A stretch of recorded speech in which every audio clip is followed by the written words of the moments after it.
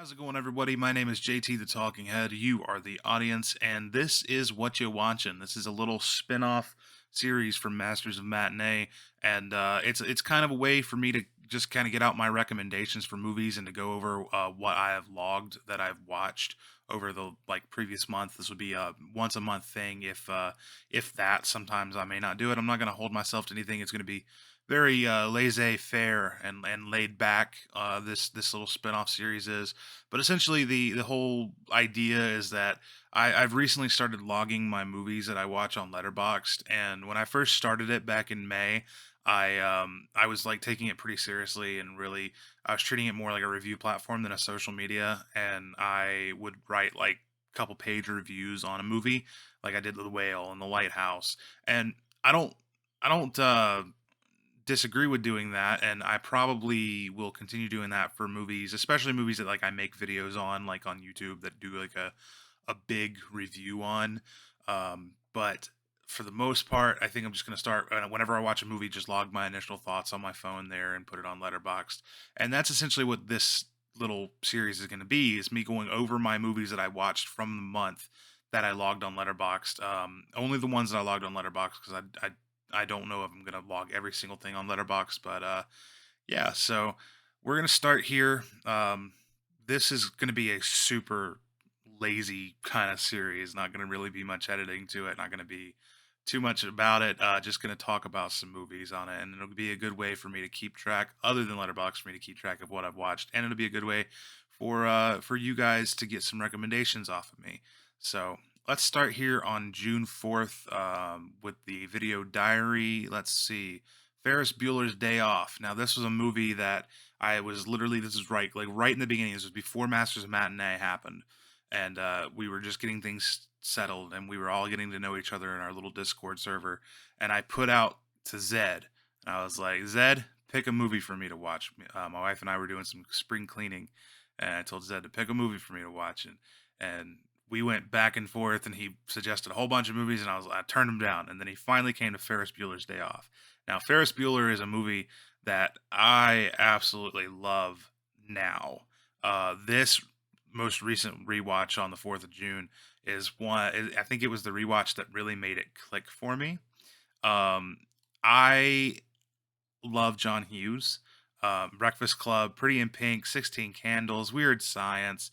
All those movies are absolutely incredible to me, but I never include Ferris Bueller in that like echelon of the others. And I think it deserves it. And actually, looking back now, thinking about it, my review on Letterboxd is a little bit low. I put it at 3.5 stars, which I think is still a fair review, but I might bump it up to 4 stars. But yeah, like I just kind of forget that Ferris Bueller exists sometimes, and I don't know why. Because every time I do watch it, I enjoy it. This most recent time, I think I was like kind of finally at that age, because I haven't seen it probably since I was a kid, probably 14, 15 years old. So rewatching it now as a 27-year-old man was a great experience. Some things that I think are unique about it are the fourth wall breaks. As far as I know, it's like really the first movie to kind of break the fourth wall in the way that Ferris does and talk directly to camera. It's just so it's a romp. That's what it is. It's a romp comedy. Absolutely love that. Another thing that I put in this review is that I'm beginning to think that John Hughes absolutely must have despised the faculty at his own high school because of the way he writes them into his films. When you put Paul Gleason as Mr. Vernon and, of course, Jeffrey Jones as Mr. Rooney, are two of the best comedic antagonists of the 1980s. Also, Jeffrey Jones, I just found out, which I'm sure this is old news, but I just found out that he likes the cheesy pizza, and that's not okay with me. So that kind of ruined it. I was watching Beetlejuice. We'll talk about Beetlejuice a little later. I was watching that the other night too, and oh my gosh, it's just hard to get through some of his films now. All right, moving on to June 8th. We watched Total Recall. Now, this was the first time I'd ever seen Total Recall. And I said, I will totally recall this movie for the rest of my existence. I really, really liked this one. Paul Verhoeven, who we all know made RoboCop, Starship Troopers. This movie blew me away. I was not expecting it to. I should have expected it to because of RoboCop, because I dig RoboCop. But this is my new favorite Paul Verhoeven film. I think that it's a science fiction masterpiece. It is written, for those of you who don't know, it's written, I can't remember his name, but it's written by the same guy who wrote the short story, or it's based on the short story We Can Remember It For You Wholesale, which is written by the same guy who wrote the book that Blade Runner is based off of. So it's got some strong background in its story anyway with what it's based on. And it's just an absolute science fiction masterpiece. And after I was, and spoilers, but I'm not going to be too worried about spoilers in this series because a lot of these movies are from, like this Total Recall's from 1990.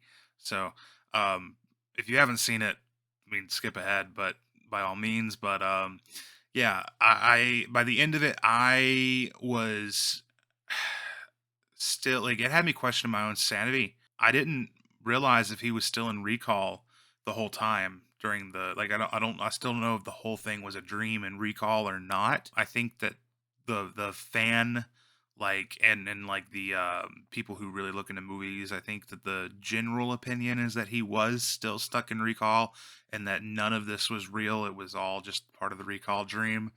Um but yeah, I mean Quaid is a great character and I loved this movie and I think that it came at like the right time, which was in the 1990s when the action hero was starting to die. When there wasn't like before that, you had your big blockbuster action heroes like Stallone and Bruce Willis and Arnie himself and Chuck Norris and stuff. And so the 90s were a time when everybody was going well into sequel territory.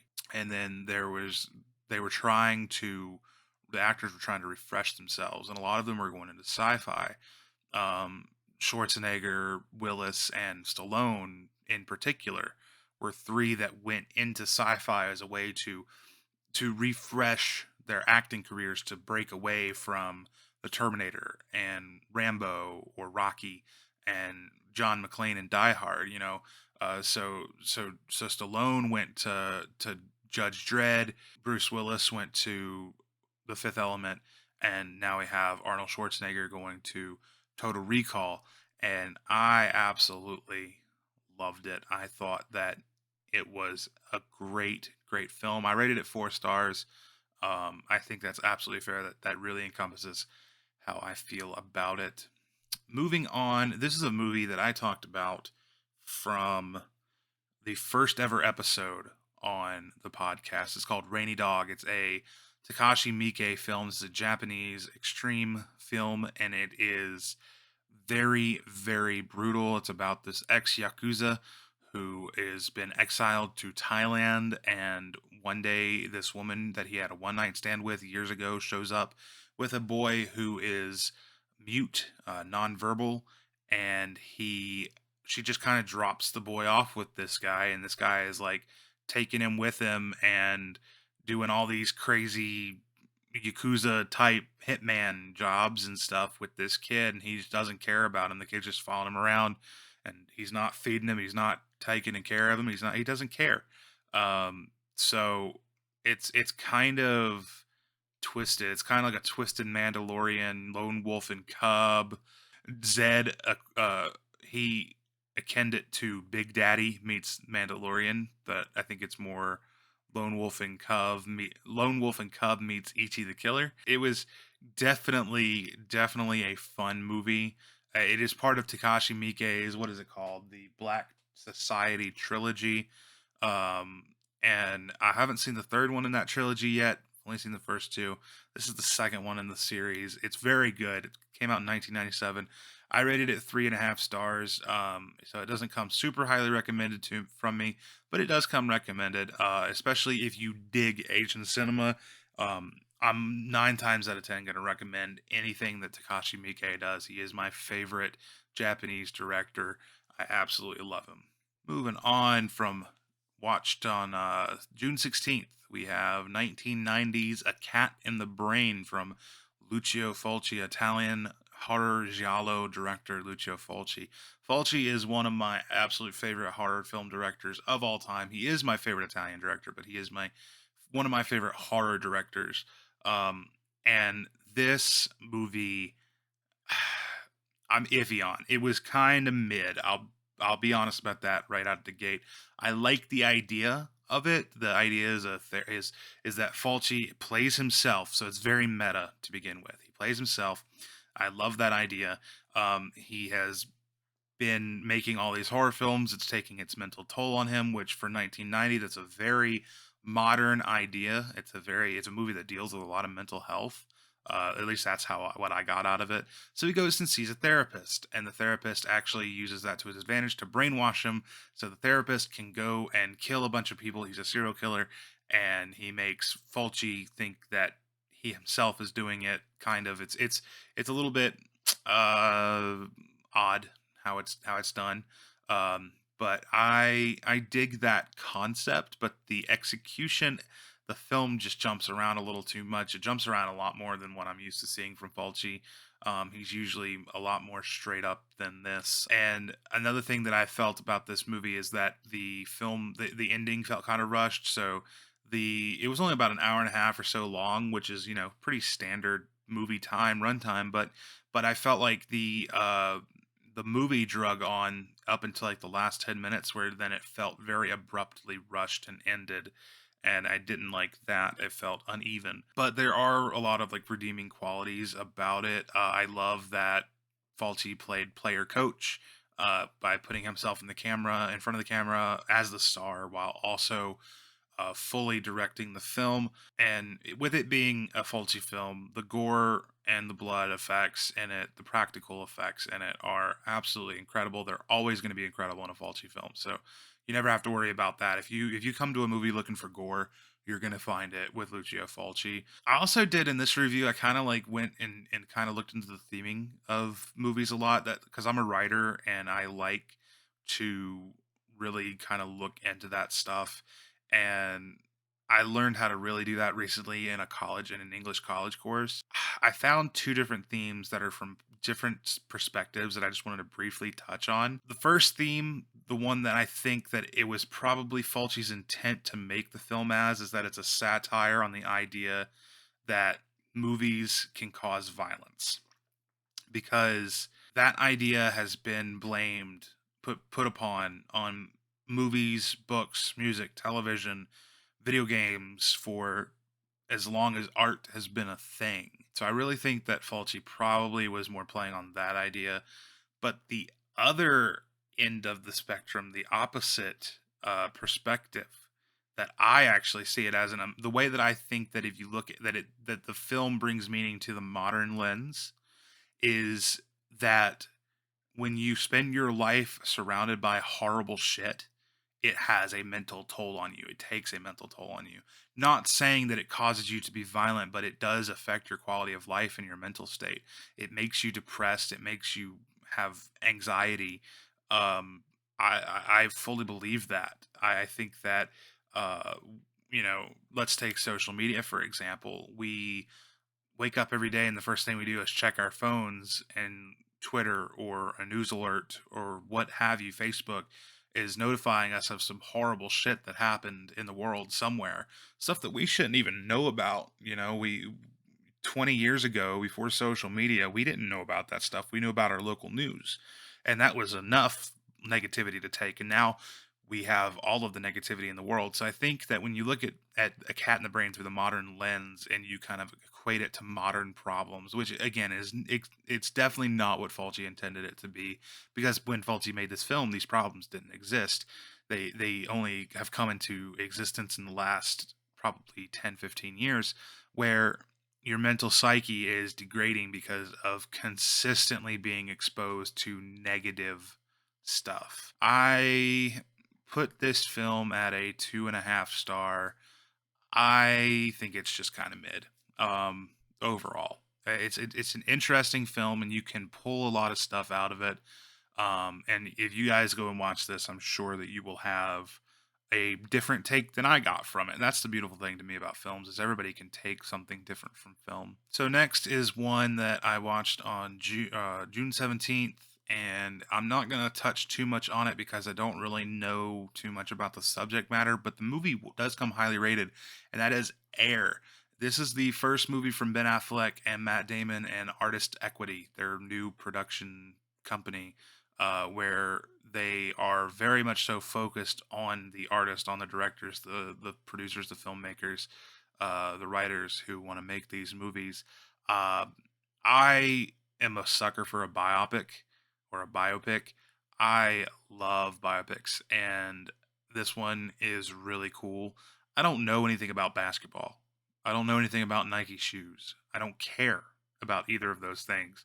But you put those things in a biopic and I'm going to watch it. I'm probably going to enjoy it. I really, really, really liked the acting in this. The portrayals from Matt Damon, Ben Affleck, Jason Bateman, Chris Tucker, they all were absolutely great.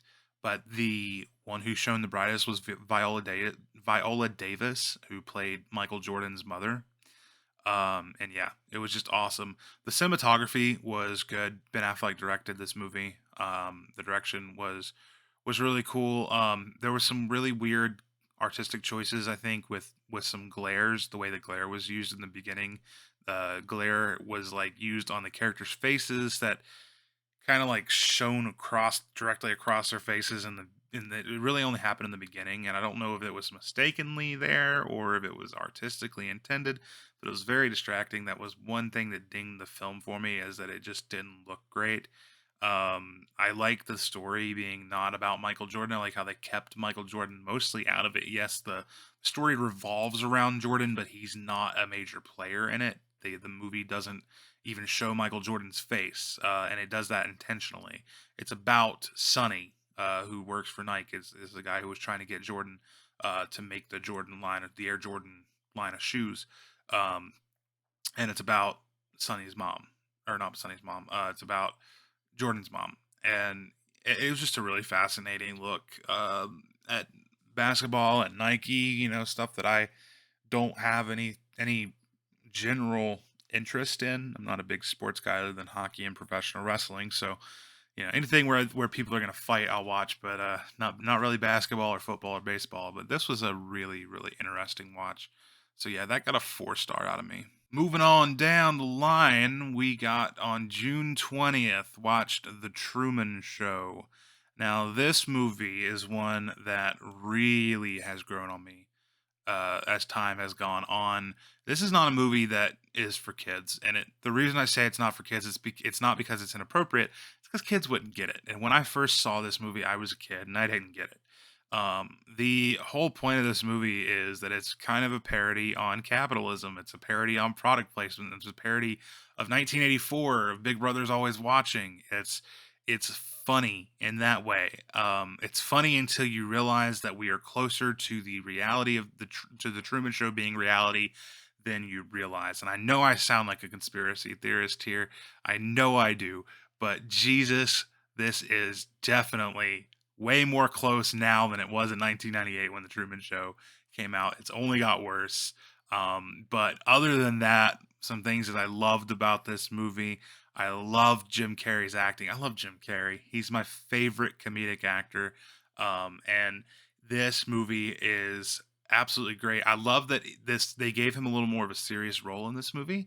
It's not nearly as cartoonish or outlandish as you would maybe expect from Jim Carrey. It's kind of one of the ones that he's a little more chill. He plays a little more of a normal person, even though he's not. And I just dig the heck out of that. So yeah, Truman Show. I rated that 3.5 stars. It was a really good movie, and I think was it Kino Lorber maybe who recently released it on 4K. I know it just recently got a 4K, so I'd like to really get that. All right, next up on June 20th, I watched Jaws. This is one of my favorite movies, and this was for Jaws' birthday. I did a video of this on my TikTok and YouTube talking about, it's a little bit of a retrospective on Jaws, talking about fictional horror versus naturalism in film. I'm just going to kind of leave that at that. You can go to that video and really get my overall thoughts on Jaws in general. This is a 5-star movie for me. Jaws is one of my favorite movies of all time. It is my all-time favorite summer movie. It's one that throughout the summer I will watch probably multiple times. Very much so looking forward to next week when Jaws 2 releases on 4K. I can't wait to get that. I watched this on 4K and it looks amazing. The 4K disc for this movie is one of the best 4K discs that I think have ever been produced. It's up there with probably Blade Runner and honestly Super Mario Brothers, which we'll talk about here later. But yeah, so Jaws, perfect movie. The pacing, story, acting, action, character development, gore, all perfect. Don't at me. That is literally my review from Letterboxd, word for word. It didn't need a whole long review. But the things that I will say about this movie is that still to this day cannot believe that this movie is rated R. I understand that it came out in the era before PG-13 was a thing, but this movie was rated PG, and as gory and bloody as this is, and kids die in it. There's kids that are dying in it. The way that I see it is Spielberg should have just went ahead and put a couple F-bombs in there. Let Quint say the F-bomb once or twice and made it an R-rated movie, although I guess it probably wouldn't have done the same numbers at the box office if it was R-rated, and probably wouldn't have as many fear-shooken kids that are afraid of the water now. Man, Jaws, like, I'm not gonna talk too much more about Jaws because what the hell am I gonna say? What the hell am I, the man who has 20 listeners on a podcast, gonna say about Steven Spielberg's 1975 American masterpiece, Jaws, that has not already been said before? There's no more original thought about this movie to be had other than in my video, which I'm going to pimp this out again. I did it's like a little video essay / retrospective about the idea of, is Jaws a universal monster, and if not, what is the overall theming? And the overall theming is naturalism in the film, which is obviously not going to be my own original idea. It's not one that I've seen before, but I'm sure many lecturers and writers and scholars have viewed it that way for many years. So yeah, I'm not gonna hark on anymore about Jaws. I could word vomit about it. I am word vomiting about it, but yeah, Jaws, one of my favorite movies, 5 stars. Uh-oh, here comes the film bro, because I'm about to speak super highly on Pulp Fiction, and I'm about to suck on Quentin Tarantino's feet. Yep, I am. Pulp Fiction. I watched it on June 21st. It is a 4.5-star movie. It's nearly perfect. The only thing I can nitpick about Pulp Fiction is that the pacing is a little bit slow. My wife infamously doesn't even like Pulp Fiction at all because it's too slow for her. There's not enough get up and go in the film. But other than that, the acting is incredible, obviously, and the dialogue is perfect. I think it's the most perfectly written and greatest dialogue ever written in a film. I don't want to hark on Pulp Fiction too much because, again, it's like Jaws. It's like, what the hell else am I going to say about it that hasn't already been said? Even if you hate Tarantino, which I know a lot of people hate Tarantino, everybody can get down with some Pulp Fiction. It's a great movie. It's obvious that this movie is kind of impossible to really not show some respect to. It is one of my favorite movies, although funny enough, even though I think it's Tarantino's best film, it's not my favorite film, Tarantino. I'm not going to talk about that today because that might be another podcast episode. But yeah, I like Pulp Fiction a lot. I love Pulp Fiction, and I finally got to watch it because back in December when the 4K came out on that really nice steelbook, the red steelbook that has Uma Thurman and Travolta dancing on the cover of it. I just now got around to watching that, and I loved it. The movie, it might be one of the best 4Ks that I've ever seen in my life. Absolutely loved it. Moving on to June 22nd, we watched Mallrats, and this was the 4K of Mallrats that was from Arrow Video. This movie is a 4-star movie for me, which I know is probably the highest rating that Mallrats has ever gotten. I love this movie. I have talked about on this show and on my TikTok and on my YouTube relentlessly how much I love Kevin Smith. He is my absolute favorite filmmaker, producer, writer, director, actor, whatever. I love Kevin Smith. I keep on remembering back to when Kevin was talking about Jim Jacks, and that Jim Jacks, who was the producer on the film, uh, maintained that Mallrats was not a bad movie, even though it was bad. It was not reviewed well. It was not received well by the general audiences. It wasn't a bad movie. It was an early movie. It was too early for its time because in 1995, when Mallrats came out, there was not this geek culture. And I remember so much so that me and Drew were speaking on his episode, his first episode a couple weeks ago, that Drew was like, "Man, how'd they get Stan Lee to do this movie?" And I was like, "It was 1995. It probably wasn't that hard to get Stan Lee at all. They probably paid him $10 and a sandwich to do it." Like the geek culture back then was so much different than it is now. It was way more underground, and like people who read comics didn't do it proudly. They didn't speak about it proudly. Here in 2023, we have the Marvel Cinematic Universe and the DC Extended Universe, and like all of these movies are in the mainstream now, and everybody can get down on them, whether you're 8 or 80. Like everybody is watching superheroes nowadays, and they've really taken over the box office and the home media market and the streaming market, and they're the most popular movies in the world. So much so to where they've taken over so much to where they don't leave enough room for a lot of other movies, and I do have problems with that. But Mallrats kind of called it, without actually calling it. I love Mallrats. I love all of Kevin's movies, mostly. But the reason that I love movies like Mallrats is because it is, for as cartoony as they are, and for as uh, stupid situations as the characters get into, it's the dialogue. It's that dialogue that Kevin Smith writes so well, that is so natural. And when you hear it, you might not immediately. Some people might not feel it's natural, but the thing is, for a guy like me from my generation, this movie is how we spoke to each other. It's how we speak. It's how my friends and I speak, and it's because we watched movies when we were kids, like Mallrats and Clerks and stuff like that, that really shaped our lingo and in the way that we talk to each other. So yeah, like this movie's dialogue is impeccable. Same with Clerks and Chasing Amy, really, and all of them are great. I'm gonna add. I like this tidbit that I put at the end of my letterbox review. It's a comfort movie, a put on at night while you go to sleep to movie, a get stoned, eat an entire pan of brownies and pass out movie. It's a good movie. 4 stars. Moving on to June 23rd, 2023, we have the most divisive movie that I know a lot of you guys are not going to agree with my take on this, but I'm going to say it anyway.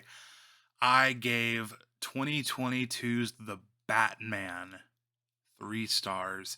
Now, I am a Batman fan. He's one of my favorite superheroes. And I do like this movie for what it is, but I gave it 3 stars because I'm gonna be honest here. I hate Riddler in this movie. I hate it. It is horrible to me. He's just an incel who is so repressed, and you think, oh, well, I want Joaquin Phoenix to say we live in a society, you're the Joker. Well, I'm surprised that friggin' Riddler wasn't saying it in the Batman. This, like, that's no slight on Paul Dano or his portrayal. Matter of fact, the villain, the character was good. And if this had been a new character, if they had used this, I mean, I know they're not going to because it's an already established universe, but if this was a new character, it would have been great. But it was the Riddler. There was no semblance of the actual Riddler there.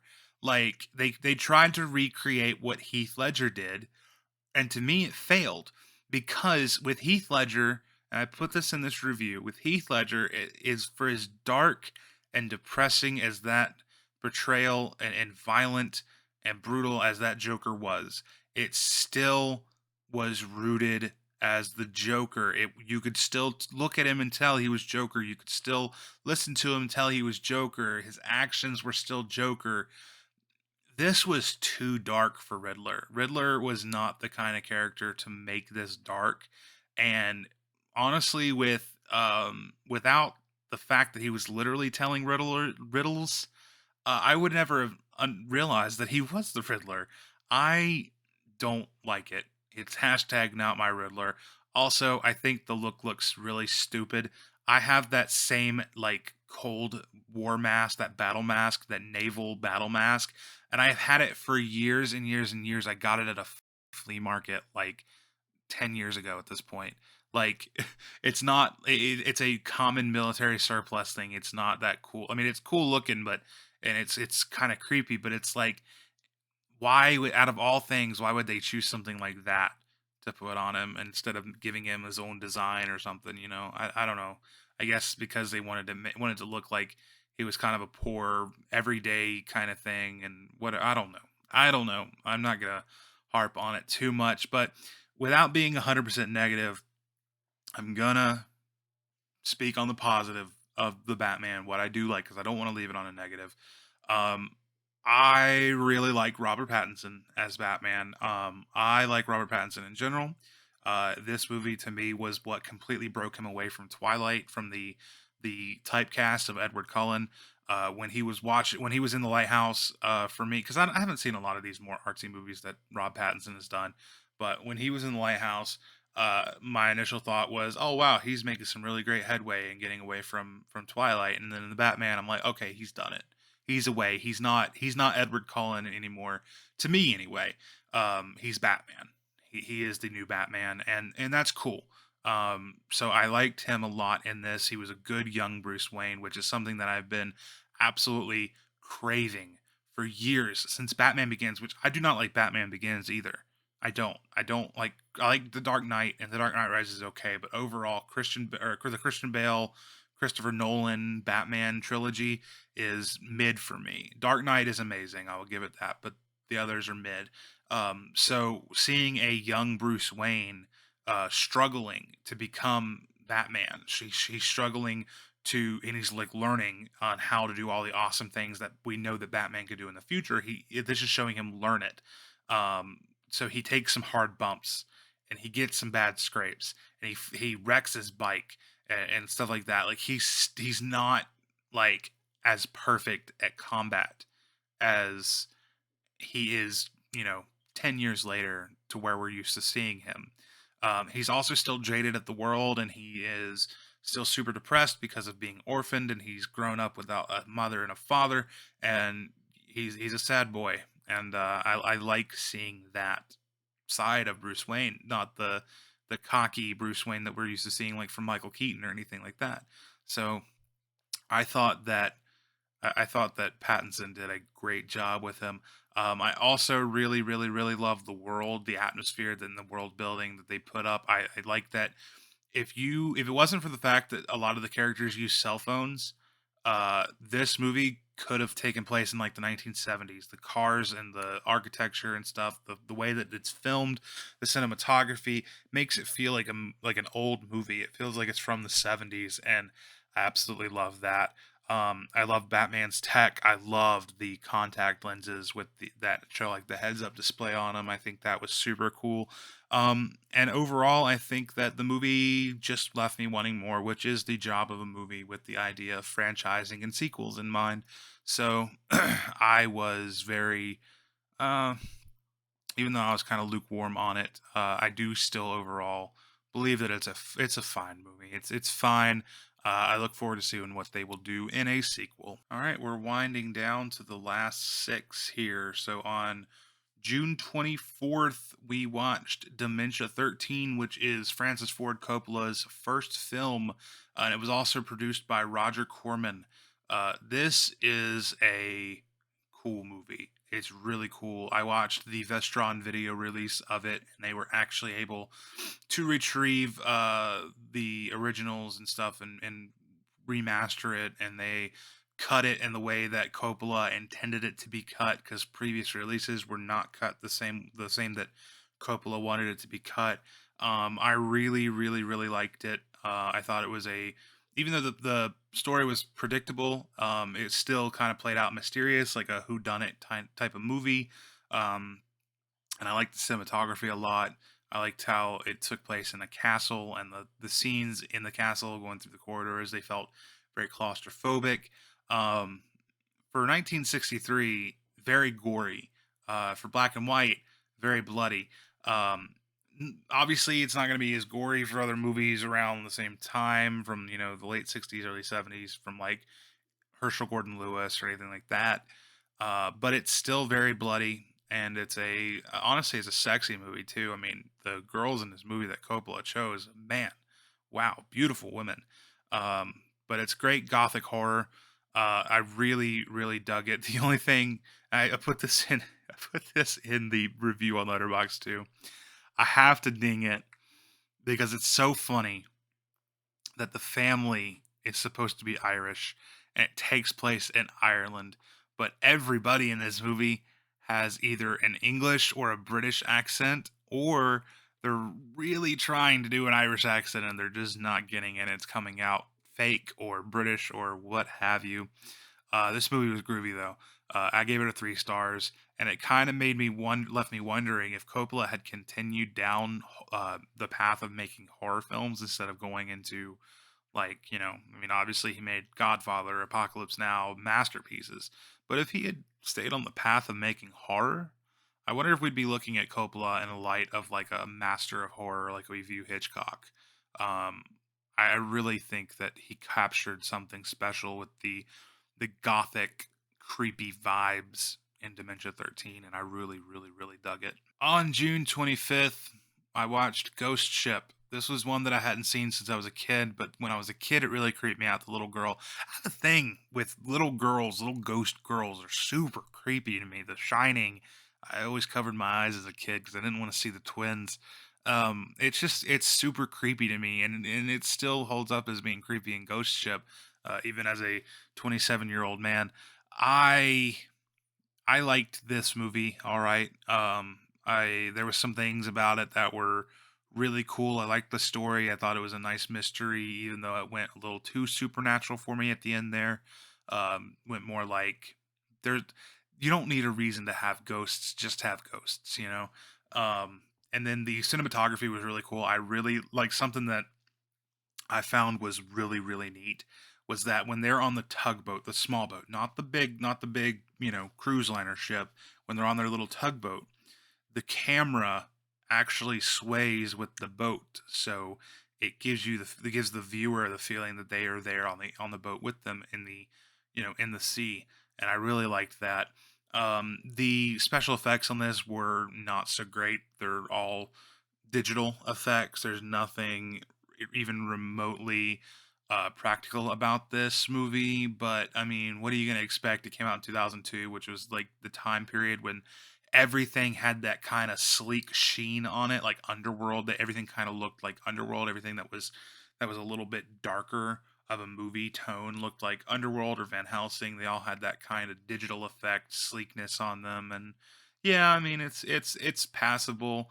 Um, but give me practical gore effects any day of the week over that crappy digital, even over modern digital. Give me actual gore.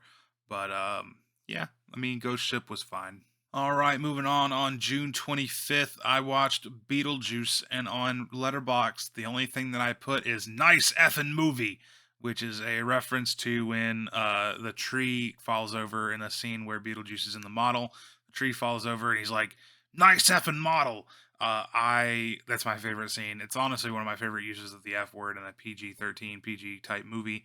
Um, and I'm not going to say anything else really about this movie. You guys all, I'm sure, have seen Beetlejuice. Anybody who's listening to a podcast about movies, cinema, physical media, they've definitely seen Beetlejuice.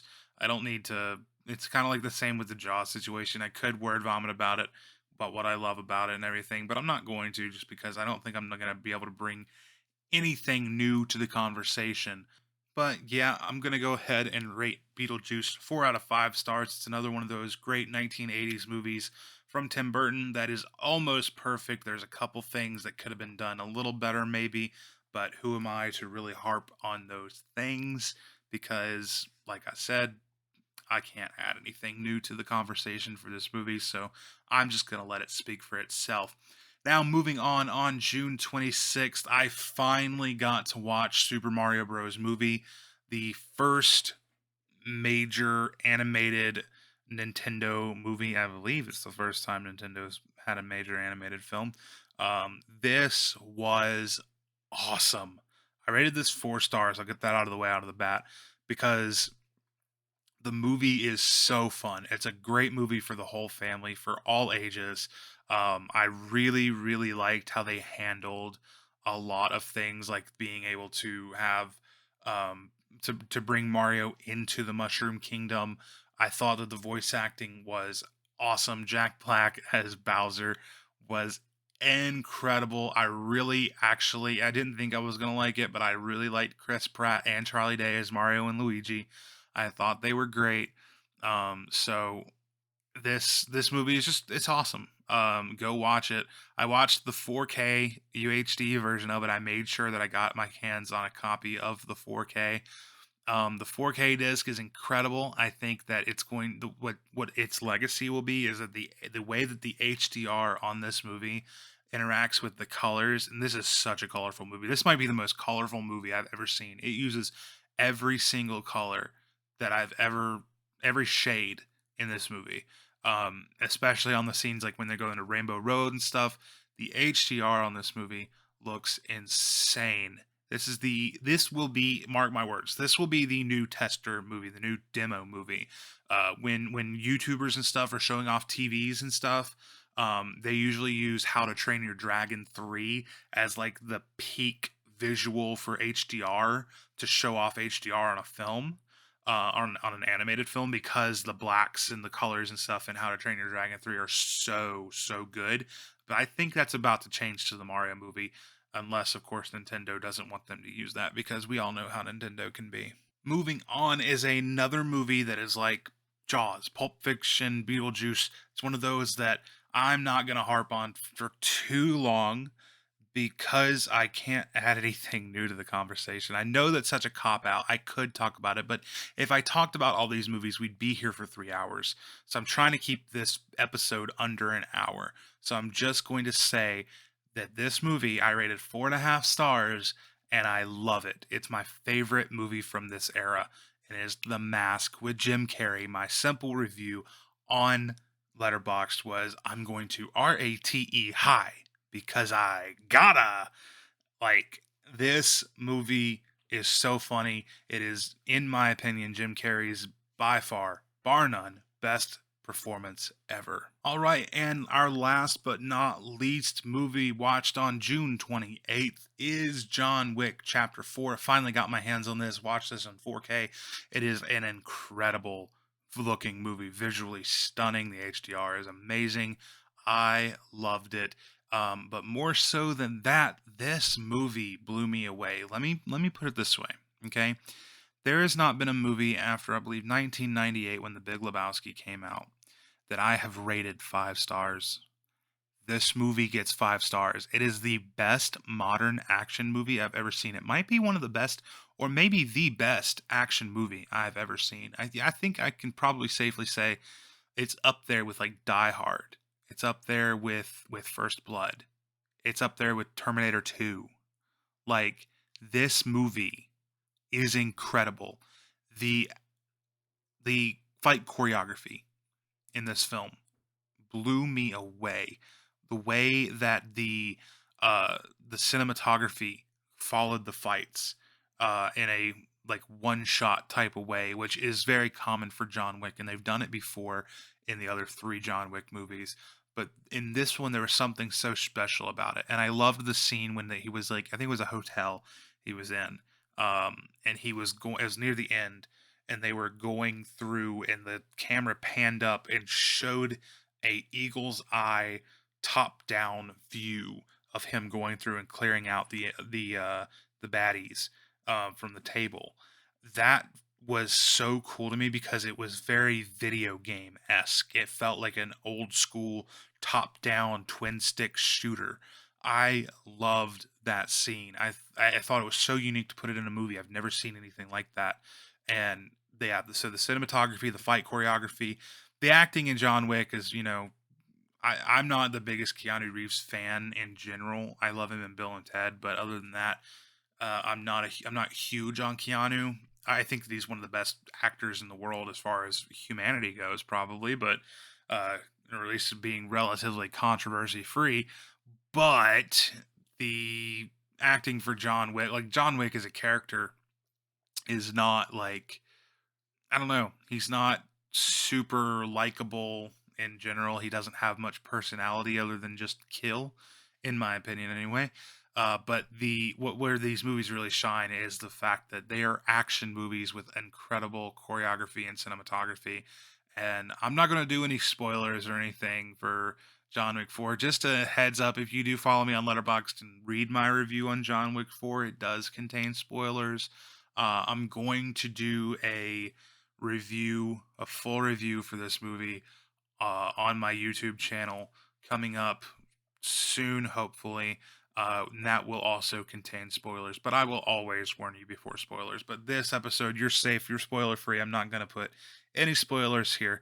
But also another thing that I want to say is rest in peace, Lance Reddick. Um, it's so sad. The concierge is so sad that the actor who played him passed away. I really, really feel that that is a travesty for the series because if they ever do a spinoff or anything, he was such an incredible character. But yeah, I rated John Wick 4 5 stars. All right, and that's it. That's all the movies that I watched in June so far. I mean, it's June 29th, so I'm probably going to watch more movies, but this is where we'll pick up next month is after John Wick Chapter 4, and we'll go through next month's movies around the same time. Hopefully, as long as you guys are digging it and want to keep listening to me talk about it, I'm really enjoying talking about these movies. And if this does pretty well, I might try to get the other masters in and make episodes themselves, and we can do like a 1 week a month where there's just like 4 episodes, 4 special side episodes of this spin-off show called Whatcha Watchin of Masters of Matinee. So yeah, if you guys liked it, make sure that you like the video on YouTube, subscribe, and rate it on Spotify, Google Podcasts. Follow us there. Anywhere that you listen to podcasts, as long as it's those three podcast platforms, go ahead and follow us on there. And make sure you follow me on TikTok at JT the Talking Head, on YouTube at JT underscore Petri, and on Letterboxd, because that's where you're going to get my reviews for this episode. First and foremost, the written reviews on Letterboxd, and it's at JT Talking Head. There is no "the" in the Talking Head. It's just JT Talking Head. Thanks, guys, for watching, and let me know if you guys want to hear more of this style. It's a lot more relaxed and stuff. I'm kind of enjoying doing it. But yeah, have a great week.